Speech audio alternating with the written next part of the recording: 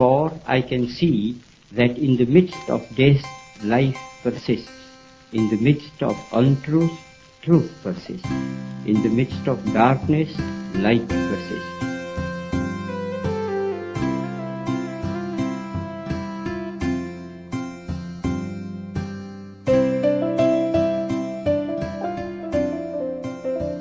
जहाँ चारों तरफ अशिक्षा का अंधकार फैला था, वहाँ रोशनी की एक किरण बनकर भारतीय क्षितिज पर महात्मा गांधी के आगमन ने भारत के इतिहास में एक महत्वपूर्ण बिंदु को चिन्हित किया। इतने वर्षों के बाद भी उनका नाम जीवित है। उनके सिद्धांत, समर्पण और मिशन देश को प्रेरित करते रहते हैं।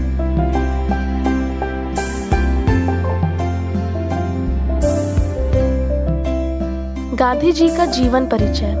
देश की कठिन परिस्थिति में कठियावाड़ के पोरबंदर अथवा सुदामापुरी नामक नगर में मोहनदास करमचंद गांधी का जन्म 2 अक्टूबर 1869 को हुआ। गांधी जी के पिता का नाम करमचंद गांधी था।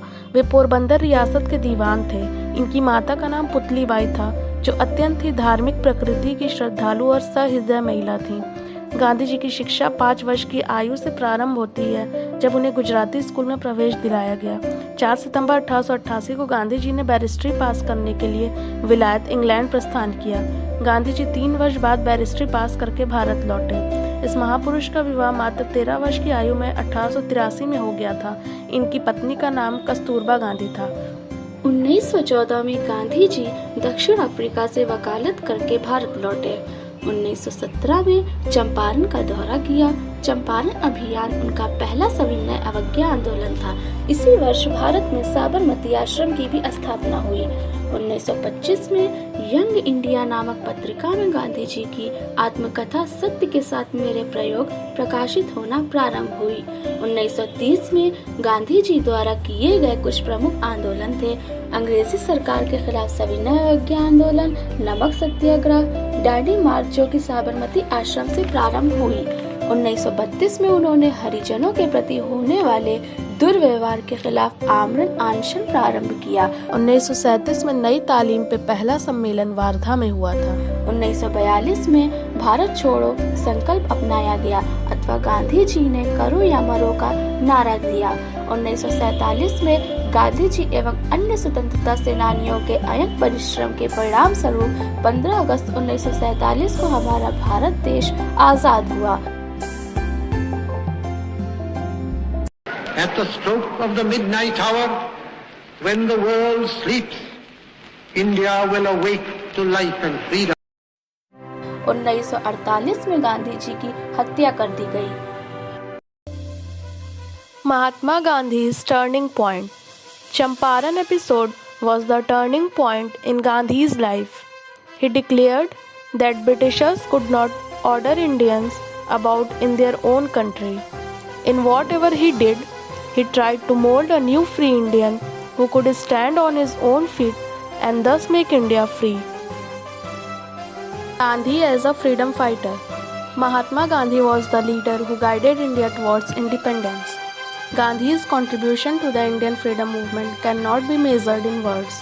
His famous contributions to freedom movements are Champaran 1917, Kheda 1918, Khilafat movement 1920-22, Non-Cooperation movement 1920-22, Dandi March 1930, Quit India movement 1942.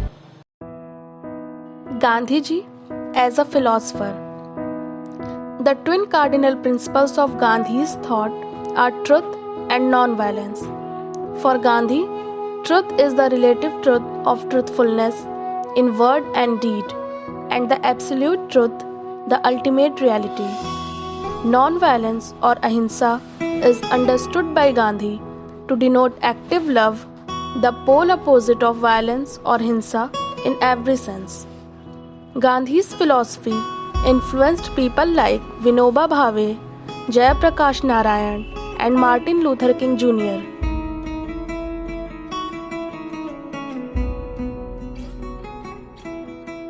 Mahatma Gandhi के जीवन से कुछ प्रेरक कहानियाँ। गांधी जी के जीवन से कई प्रेरक कहानियाँ हैं जो हमें बहुमूल्य सबक सिखाती हैं। वह हर उम्र के लोगों के लिए एक मिसाल कायम करते हैं। गांधी जी शुरू से ही सत्य के मार्ग पर चलते थे। एक घटना है उनके स्कूल के दिनों से। एक दिन मोहन के स्कूल में एक स्कूल का इंस्पेक्टर आया। उसने कक्षा को 5 अंग्रेजी शब्द पढ़कर सुनाए और लड़कों से उन्हें लिखने को कहा। मोहन ने 4 शब्द सही लिखे, लेकिन वह 5वां शब्द केटल नहीं लिख सका। मोहन की झिझक को देखकर शिक्षक ने इंस्पेक्टर की पीठ के पीछे एक संकेत दिया कि वह अपने पड़ोसी के स्लेट से शब्द की नकल करे, लेकिन मोहन ने उनकी बातों को अनसुना कर दिया। अन्य लड़कों ने सभी 5 शब्दों को सही ढंग से लिखा। मोहन ने केवल 4 लिखा। इंस्पेक्टर के जाने के बाद शिक्षक ने उसे डांटा, क्योंकि बाकी सभी छात्रों ने 5 शब्दों को नकल की मदद से सही लिखा, लेकिन उसने ऐसा नहीं किया। डांट पड़ने के बाद भी मोहन दुखी नहीं था। वह जानता था कि उसने सत्य के मार्ग पर चलकर सही काम किया है।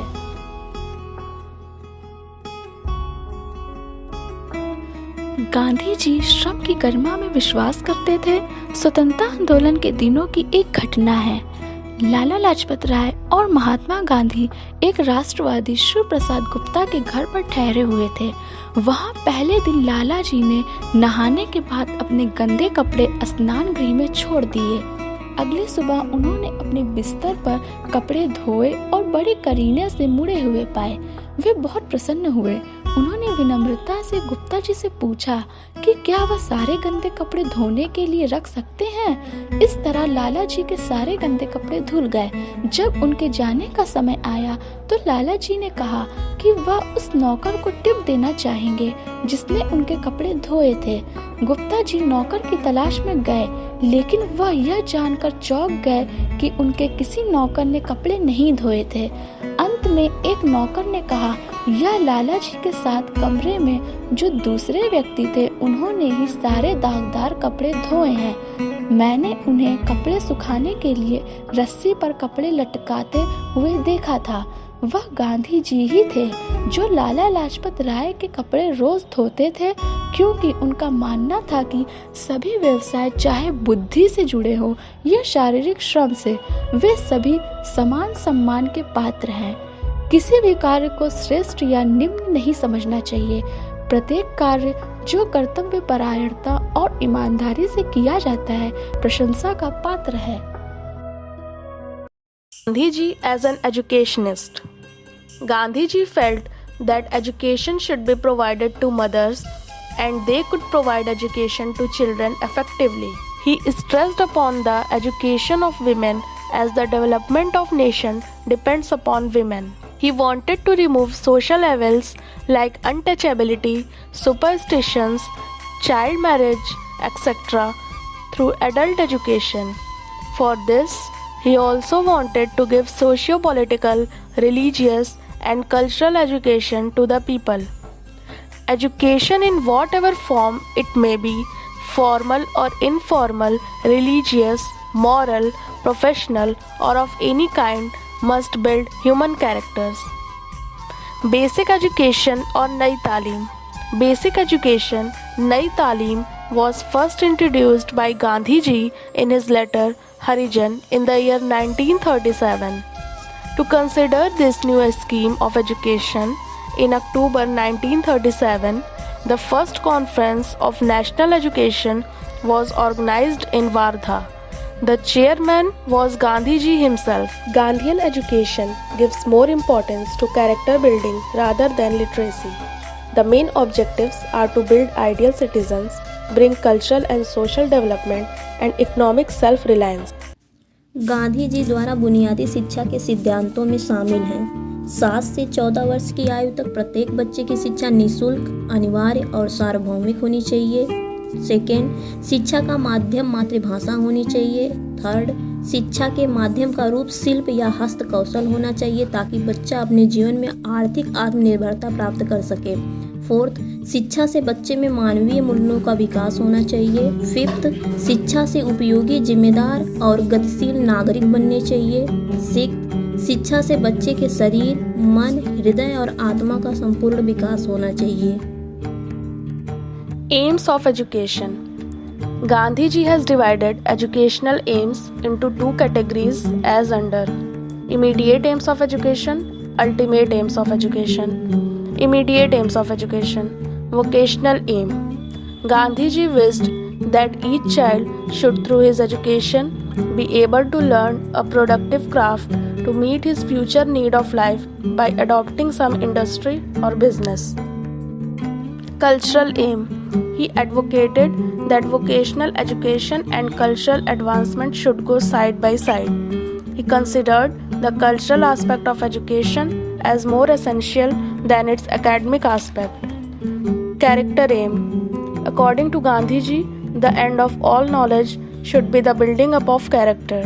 Character building implies cultivation of moral values such as courage, strength of mind, righteousness, self-restraint, and service of humanity. All-round development of personality. All-round development implies harmonious development of human personality in a balanced manner. This emphasizes 3 H's: head, heart, and hand, instead of 3 R's: reading, writing, and arithmetic. Liberation aim. According to Gandhiji, education should liberate body, mind, and soul. By liberation, he meant 2 kinds of liberation. It should provide spiritual freedom for self-growth and realization of the self. Training for leadership. Gandhiji believed that for successful democracy, good leaders are needed. Education should imbibe the education of good leaders. Social and individual aim. He synthesized the social and individual aim of education. He struck a balance between the ideals of social service and individual development. Ultimate aim of education.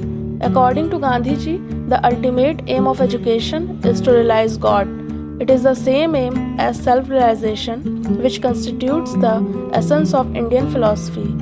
This aim stands above all the immediate aims of education.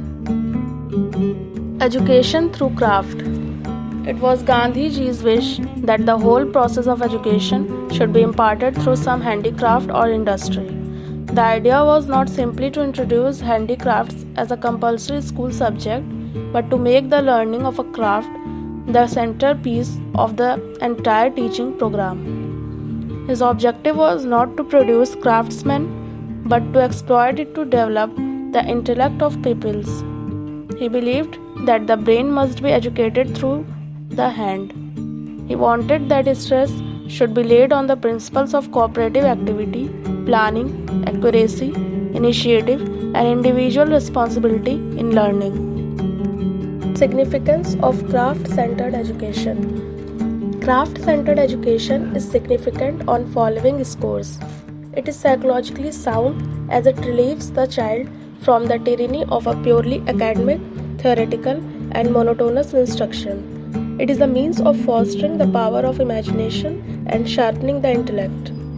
It is sociologically sound as the introduction of practical, productive work can break down the existing wall of prejudice between manual and intellectual work. It brings a sense of cooperation, discipline, belongingness, tolerance, and self-governance in children.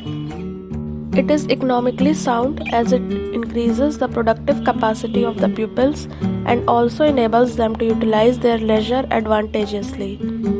It also helps in attaining the aim of self-supporting aspect of education. It is pedagogically sound since it gives reality to knowledge. It also brings correlation of knowledge with life and its various aspects.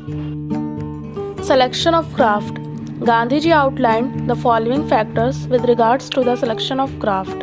First, it should be the center around which the different subjects can be clubbed. Second, it should find natural point of correlation with important activities and interests. Third, it must be according to the natural and social environment. Fourth, it should be tied with the life of the children. Fifth, it should meet the vocational needs of the child in the changing social order. पाठचर्या। Gandhi ji ने शिक्षा के उद्देश्यों को साकार करने और एक व्यक्ति के विकास के लिए व्यापक आधारित एकीकृत पाठ्यक्रम का सुझाव दिया। उन्होंने अपनी अध्ययन योजना में कुछ पहलुओं को सम्मिलित किया: बुनियादी शिल्प, कृषि, कताई और बुनाई, लकड़ी और धातु का काम, सिलाई, बागवानी, किताब पालन इत्यादि। अंग्रेजी व अन्य विदेशी भाषा शिक्षण के विपरीत मातृभाषा पर बल। शिल्प और सामुदायिक जीवन के लिए उपयोगी अंकगणितीय और ज्यामितीय समस्याओं से संबंधित व्यावहारिक गणित। सामाजिक अध्ययन के अंतर्गत इतिहास, नागरिक शास्त्र और भूगोल। सामान्य विज्ञान के अंतर्गत प्रकृति अवलोकन, प्राणी शास्त्र, भौतिकी, रसायन विज्ञान, खगोल विज्ञान व शारीरिक क्रिया विज्ञान।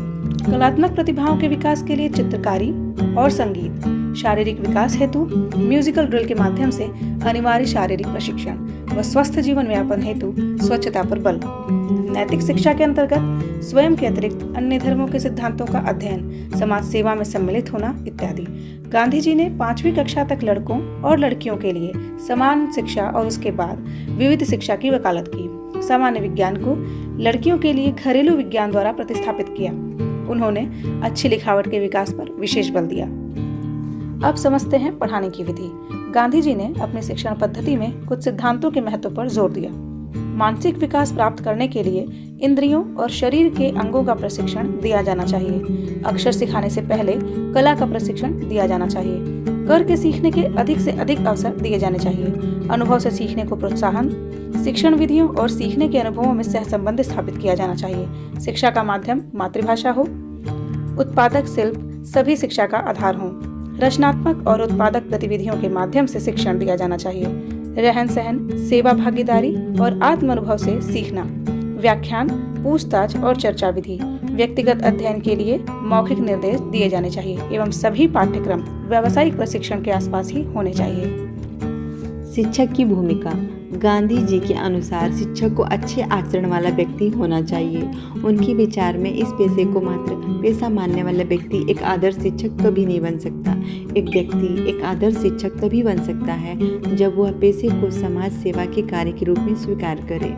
एक शिक्षक को सत्य और अहिंसा का अनुयायी होना चाहिए। उसके पास ज्ञान, कौशल, उत्साह, देशभक्ति, समर्पण, बच्चों के प्रति प्रेम और व्यक्तियों की गरिमा के प्रति सम्मान होना चाहिए। उसे बुनियादी शिक्षा में विशेष प्रशिक्षण भी प्राप्त होना चाहिए। एक शिक्षक को कई रूपों में कार्य करना होता है, जैसे पिता, मित्र, गुरु और छात्रों के मार्गदर्शक के रूप में। इसलिए उसे सहनशील, उदार और धैर्यवान होना चाहिए। गांधी जी चाहते थे कि शिक्षक उपदेश के बजाय उदाहरण से पढ़ाए। वे शारीरिक दंड का विरोध करते हैं। अनुशासन की अवधारणा। गांधी जी का मानना था कि सच्चा अनुशासन अंतर्मन से प्रेरित होता है। उन्होंने अनुशासन की प्राप्ति के लिए दमनकारी पद्धति का विरोध किया। उनके विचार में सच्चे अनुशासन को प्रभाववादी पद्धति से विकसित किया जा सकता है। यह आत्म अनुशासन स्वैच्छिक अनुशासन है जो निम्नलिखित कारणों से उत्पन्न होता है: शुद्ध जीवन, आत्मसंयम, निडरता, त्याग, उपयोगिता और अहिंसक आचरण का अभ्यास।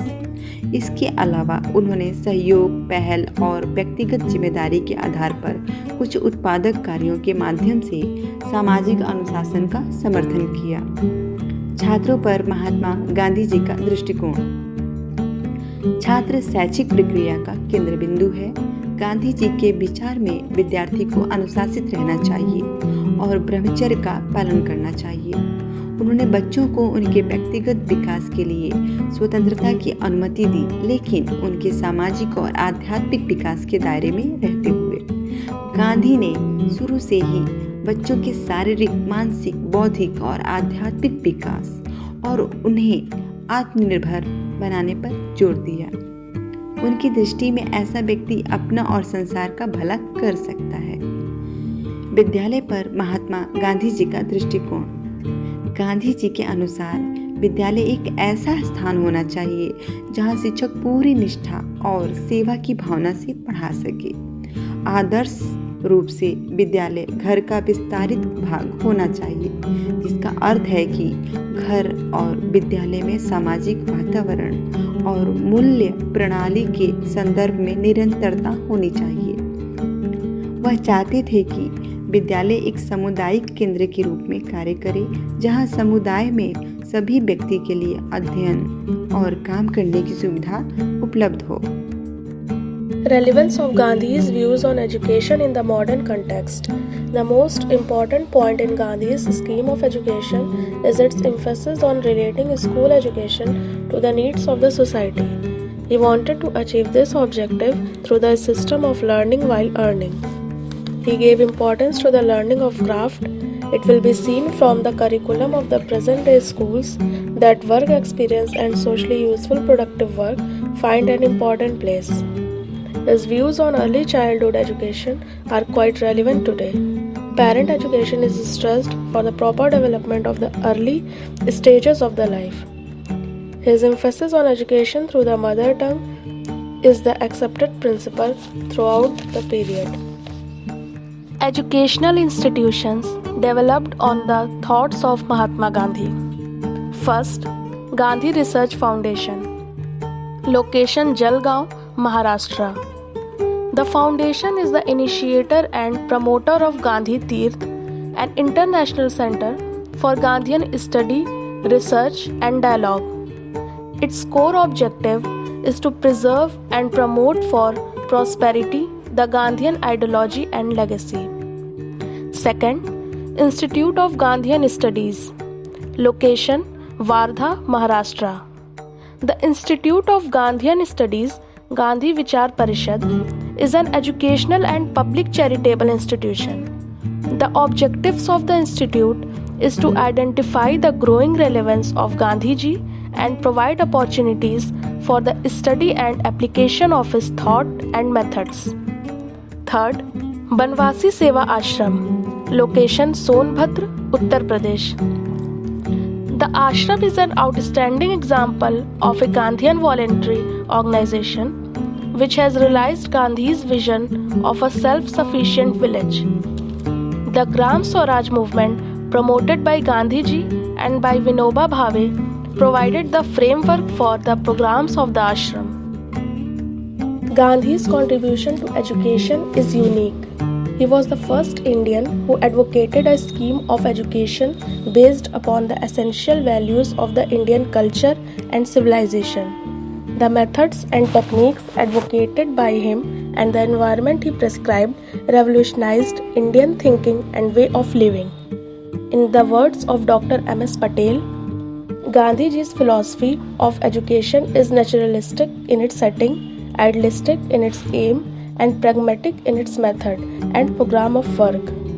His philosophy of education still holds a promise for a better tomorrow in the modern scenario of rapid scientific and technological advances. A saying goes, Gandhi is dead, but Gandhism is alive. Gandhi ji को हम युग के समाज सुधारक के रूप में देखते हैं, जिसमें उनके 3 विचार निम्न हैं।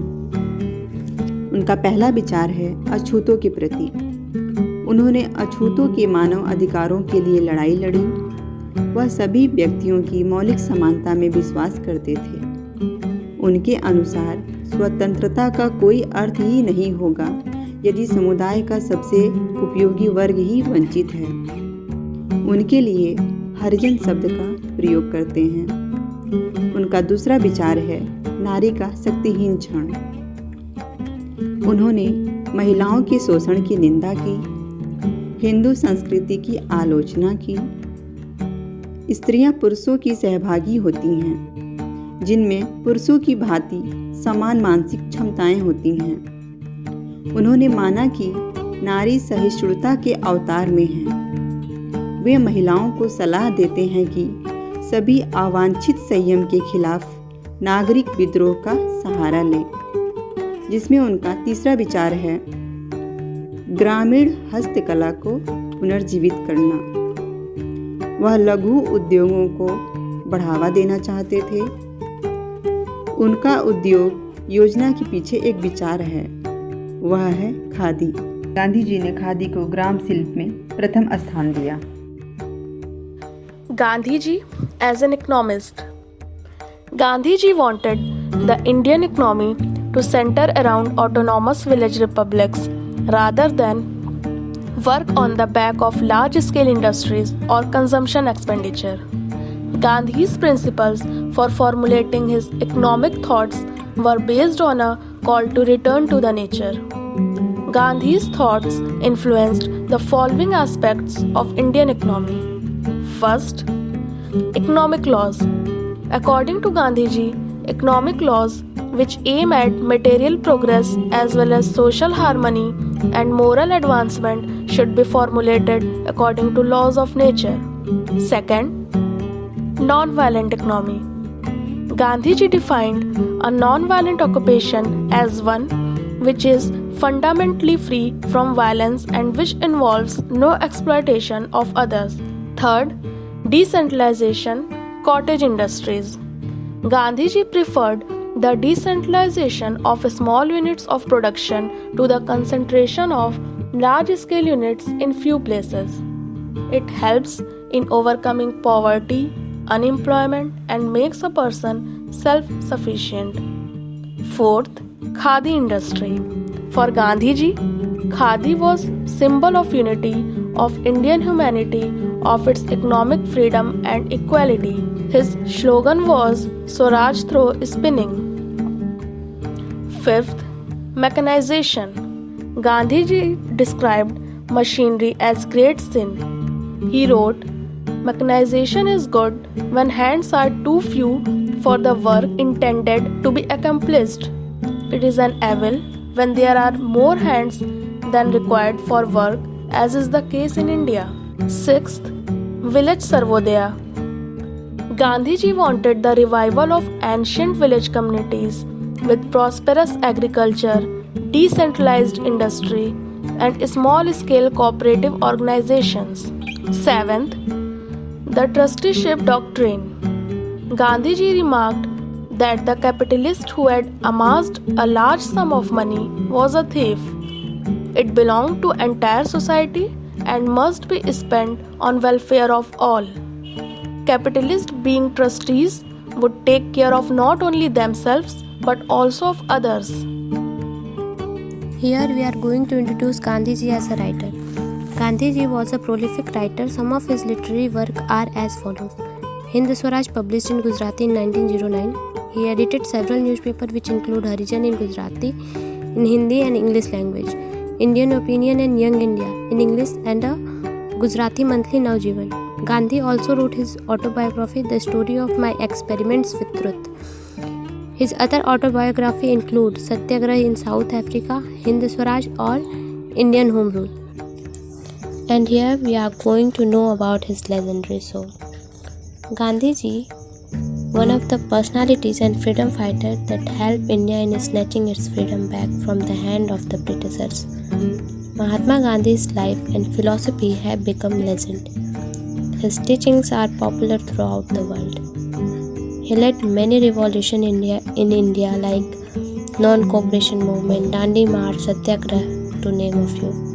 His non-violent resistance helped to end British rule in India and has influenced modern civil disobedience movement across the globe.